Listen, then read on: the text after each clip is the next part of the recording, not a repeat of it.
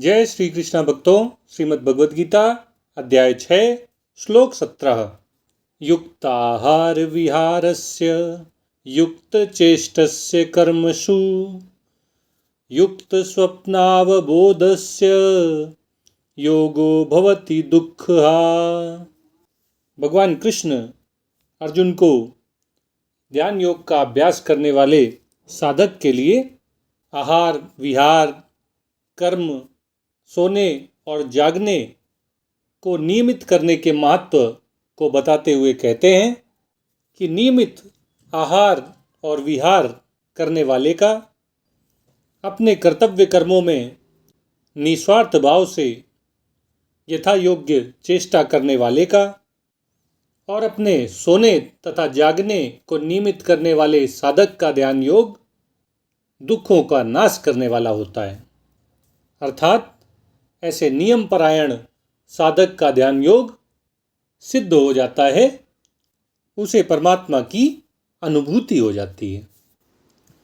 भगवान कृष्ण अर्जुन से उन 5 गुणों का वर्णन कर रहे हैं जिनके द्वारा एक ध्यान योगी अपने सभी दुखों को नष्ट करने वाले ध्यान योग को सिद्ध कर लेता है। पहला गुण युक्त आहार का है, आहार के नियमन का है। पिछले श्लोक में भगवान ने अर्जुन से कहा था कि जो साधक बहुत अधिक भोजन करता है और जो भोजन को त्याग देता है, बिल्कुल ही भोजन नहीं करता है, इन दोनों का योग सिद्ध नहीं होता है। इसी बात को अब अन्वय रीति से भगवान अर्जुन को फिर से समझा रहे हैं कि जिस व्यक्ति का आहार नियमित होता है, जो अपने शरीर की आवश्यकता के अनुसार ही भोजन करता है, ना तो बहुत अधिक खाता है और ना ही बहुत कम खाता है, उसे ध्यान योग में सिद्धि प्राप्त हो जाती है। साधक को चाहिए कि वह शुद्ध सात्विक भोजन करे, भोजन के समय को नियमित करे और जितना जरूरी हो केवल उतना ही भोजन करे। और भगवान कृष्ण ने तो भोजन करने का एक बड़ा ही सुंदर तरीका सिखाया है कि हमें भोजन भगवान के लिए ही बनाना चाहिए, उसे भगवान को अर्पित करके फिर प्रसाद के रूप में उसे स्वीकार करना चाहिए। ऐसा करने से मनुष्य शुद्ध सात्विक चीज़ें ही खाता है, क्योंकि जो वो भगवान में चढ़ाएगा उसे ही वह स्वयं खाएगा। इस तरह वह मादक पदार्थों के सेवन से बच जाता है और शरीर को बल और ऊर्जा प्रदान करने वाला शुद्ध सात्विक भोजन ही वह खाता है। दूसरा गुण युक्त विहार का है। चलने फिरने, योग, व्यायाम, आमोद प्रमोद आदि को नियमित करने से मनुष्य का ध्यान योग सिद्ध हो जाता है। तीसरा गुण कर्मों में युक्त चेष्टा का है। जब व्यक्ति अपने वर्ण, आश्रम, जाति, धर्म, संप्रदाय, समय, स्थान और परिस्थिति के अनुसार अपने कर्मों को कर्तव्य की भांति यज्ञ के रूप में आचरण करता रहता है, निष्काम भाव से, निस्वार्थ भाव से, लोकहित में, लोक संग्रह के लिए अपने कर्तव्यों का पालन करता रहता है, तो वह व्यक्ति कर्मों में युक्त चेष्टा वाला कहलाता है।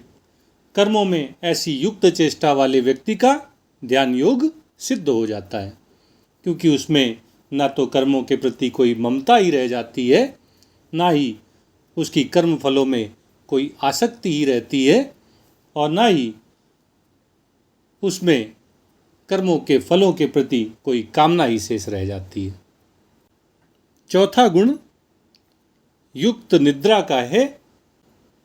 जब मनुष्य अपनी निद्रा को, अपनी नींद को नियमित कर लेता है, बहुत अधिक नहीं सोता है, अपनी शारीरिक आवश्यकता के अनुसार ही नींद लेता है, नींद और आलस्य में ही अपना समय बर्बाद नहीं करता रहता है, तो ऐसा व्यक्ति युक्त स्वप्न वाला कहलाता है। युक्त स्वप्न वाले ऐसे व्यक्ति का ध्यान योग सिद्ध हो जाता है।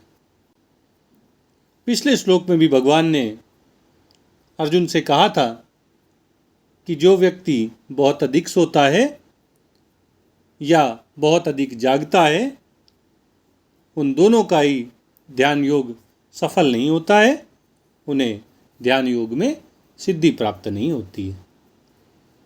अब भगवान इसी बात को अन्वय रीति से अर्जुन को समझाते हुए कह रहे हैं कि जो व्यक्ति युक्त स्वप्न वाला होता है, अपनी नींद को नियमित करके शरीर की आवश्यकता के अनुसार ही सोता है, उसका योग सफल हो जाता है। और पांचवा गुण युक्त अवबोध का है।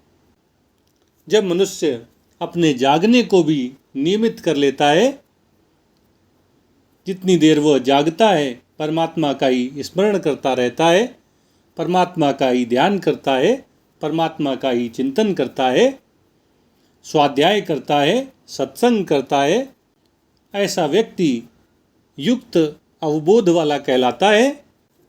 वह इतना अधिक नहीं जागता है कि नींद के लिए समय ही न बचे, पर्याप्त नींद भी हो जाए और बाकी समय भगवत भजन में लग जाए, यही उसका उद्देश्य होता है। बहुत अधिक जागने से, नींद पूरी ना होने से मनुष्य का स्वास्थ्य गड़बड़ा जाता है। जागते रहने पर भी उसका शरीर और उसका दिमाग उसका साथ नहीं देते हैं। इसलिए मनुष्य को बहुत अधिक नहीं जागना चाहिए, विश्राम भी करना चाहिए, नींद भी पर्याप्त लेनी चाहिए और अधिक से अधिक समय को भगवत स्मरण में, भगवत भजन में लगाना चाहिए। ऐसे युक्त अवबोध वाले साधक का ध्यान योग सिद्ध हो जाता है।